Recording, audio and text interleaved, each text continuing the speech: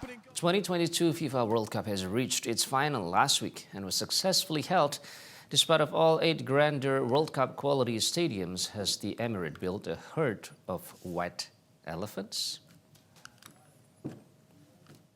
Qatar built 7 brand new state-of-the-art stadiums to host the World Cup and renovated an 8th. The games are over. Now what?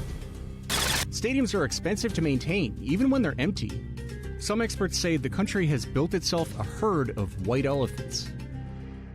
The term white elephant traces back to Thailand. White elephants are revered there. Buddha's mother dreamed a white elephant had entered her womb when she was pregnant with him. Thai kings would give them as gifts. But feeding and housing a holy pachyderm cost a fortune. This is a gift that could ruin the recipient. The same can happen to cities that build facilities for sports mega events, says Olympic scholar Jean-Luc Chapelet. You need someone, some people, some organization to put money to run the facility. And running a facility for 30 years, 40 years is more expensive than building it. Brazil has struggled with the expense of maintaining its 2014 World Cup and 2016 Olympics venues. The Olympics park closed in 2020 over safety concerns. Many of South Africa's 2010 World Cup stadiums have struggled to find a purpose.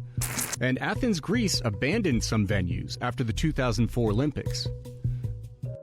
Qatar has taken some steps to avoid this fate, says engineering professor Moamer Koch. When we start digging in and then understanding what they are doing, how they are doing it, it is not that bad. I mean, in fact, they are bringing some very innovative approaches that may in fact change how the World Cup or other big events can be organized, built from scratch.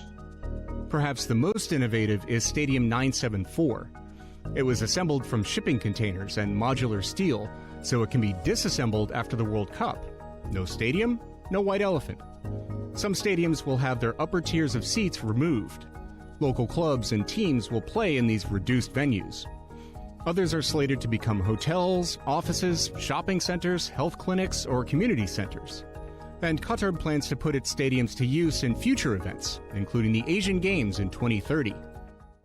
Still, Chapelet doubts that the country can justify the expense of building all those stadiums. If you organize every year a major tournament in Qatar using these stadiums, yes, maybe it will work.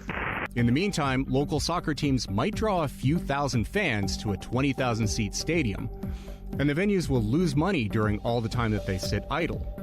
As for converting them to hotels and offices, there are already hotels in Qatar, many office towers also. So I think this reconversion will be limited.